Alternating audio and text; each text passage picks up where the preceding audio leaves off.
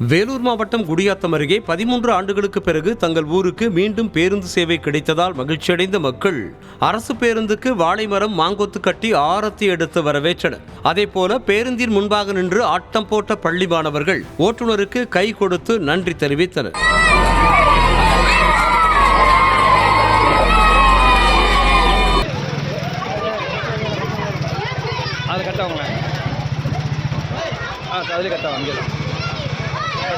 அங்கிருந்து speed breaker